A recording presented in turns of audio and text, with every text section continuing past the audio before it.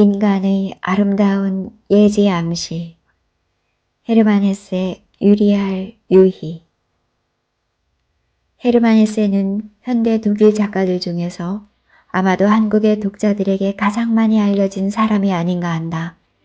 그 이유는 그의 대표적 소설의 하나인 데미안이 크게 베스트셀러로 히트를 쳤기 때문일 것이다.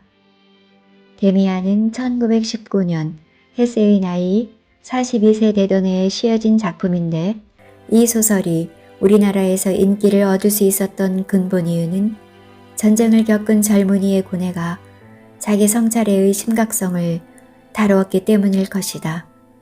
데미안의 주인공은 젊은 데미안과 싱클레어 두 명이다. 양식 있고 재산 있는 가문의 아들인 싱클레어는 불량배들에게 큰 괴롭힘을 당한다. 여기에 친구 데미안이 뛰어들어 그를 구해준다.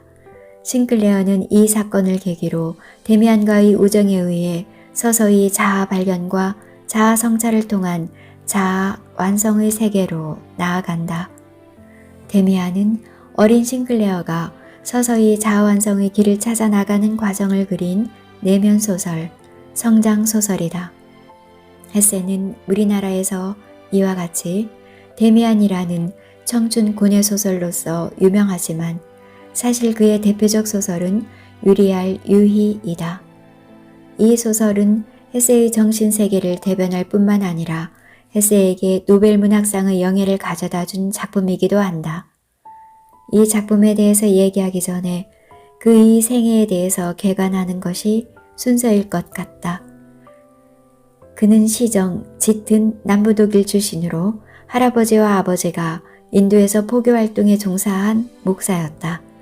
이러한 사실에서 헤세 문학의 특징이라 할 수 있는 코스모폴리턴적인 평화주의가 싹텄고 동양의 문물과 종교에 대한 관심이 깊어지기 시작했다. 헤세는 이러한 가풍의 영향으로 어린 시절에 목사가 되기 위해 신학교에 입학하지만 결국 견디지 못하고 뛰쳐나오고 말았다. 그는 신학교를 뛰쳐나오면서 시인이 되든지 아무것도 안 하고 그냥 노는 수밖에 없는 자신의 본질을 발견했다. 그는 이 신학교 시절의 체험을 수레바퀴 밑에서 라는 소설로 남기고 있다. 인간의 근원적인 개성을 무시한 천편일률적인 교육을 수레바퀴에 비유하고 있다. 사실 이 시절의 헤세는 자살미수를 몇 번이나 하고 있다.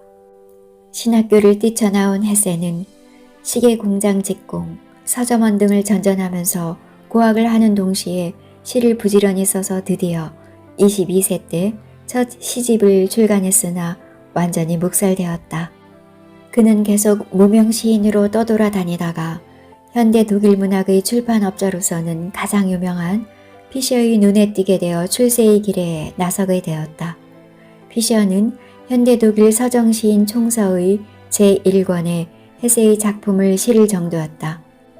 그 후 그는 27세 때 발표한 유명한 소설 페터 카멘친트가 히트를 하게 되어 일약 대가로서의 지위를 굳혀가기 시작했다. 알프스 산로구의 자연 속에서 성장한 페터가 고향을 벗어나 출세하기 위해 취리히와 바해를 헤매지만 모두 다 실패하고 다시 알프스로 돌아간다는 줄거리의 소설이다. 페터의 유량과 좌절 그리고 회귀의 여정에는 헤세의 젊은 시절의 체험이 그대로 녹아있기 때문에 독자를 울릴 수 있는 힘이 있었다. 그 후 헤세는 라인 강변의 한 촌에서 9세 연상의 마리아 베르누이와 결혼하여 창작 생활에 전념하였다. 그러나 방랑아적인 기질이 농후한 헤세와 예술가적인 기질이 농후한 아내와의 사이는 그렇게 원만하기만 한 것은 아니었다. 제어할 수 없는 헤세의 유량벅은 결국 아내의 정신병을 유발시키기에 이르렀고 결국 그들은 헤어지고 말았다. 제1차 대전이 발발한 후 조국 독일로부터 배반자라는 탄핵을 받아 축출되었으며 국적을 스위스로 옮겼다. 그 이유는 전쟁 반대의 입장 때문이었다. 헤세의 대표작인 유리알 유희는 헤세의 나이 65세 때에 씌어진 작품으로 상당히 난해한 편이다. 이 작품의 주제는 다분히 문명 비판적인 데 있다. 이 소설의 1차적 의도는 우선 전쟁을 일으켜 수많은 인명을 희생시킨 나치스에 대한 신랄한 비판이 있으나 꼭 그것에만 국한되어 있지는 않다. 20세기 문화현상에 대한 통찰과 비판이 여기에 못지않게 주요한 흐름을 이루고 있다. 주인공 크네이트는 현재에서 대략 200년 뒤의 인물이고 이 주인공이 죽고 나서 다시 200년 뒤의 인물이 없어진 그의 유적을 뒤적여 그의 전기를 엮어나간다는 구조로 이루어져 있는 소설이다. 일종의 미래소설이라 할 수 있겠으나 작품을 잘 읽어보면 오히려 과거 지향의 소설이다. 과거 몇천 년이 흐르는 사이 인류의 정신이 어떻게 그 진리의 실현을 위해 변천되어 나가고 있는가를 추적하고 있다. 이 작품은 1.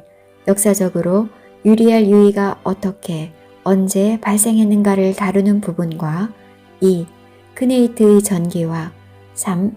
크네이트가 남긴 유고 등의 3부작으로 되어 있다.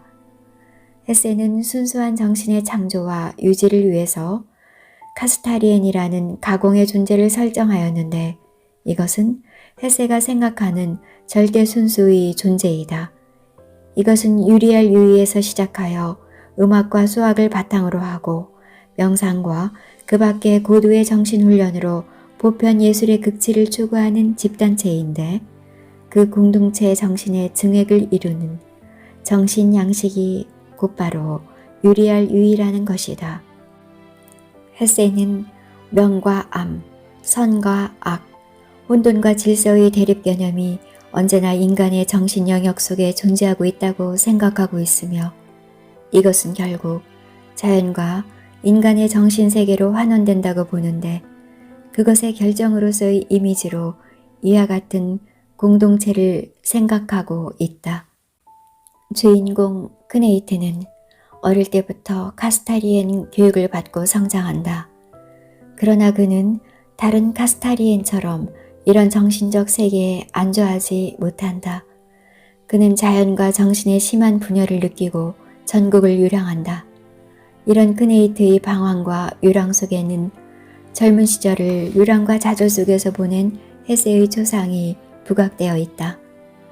크네이트는 결국 인간의 아름다운 예지를 암시하는 유리알 유의의 명인으로 성장하여 유리알 유의의 정신을 전파하기 위해 적극 나선다. 헤세는 만년에 남스위스의 한적한 산골에서 두 번째 부인 니눈과 생활하며 나치스의 끝까지 저항했다. 그는 영원히 코스모폴리턴적인 평화주의자인 것이다.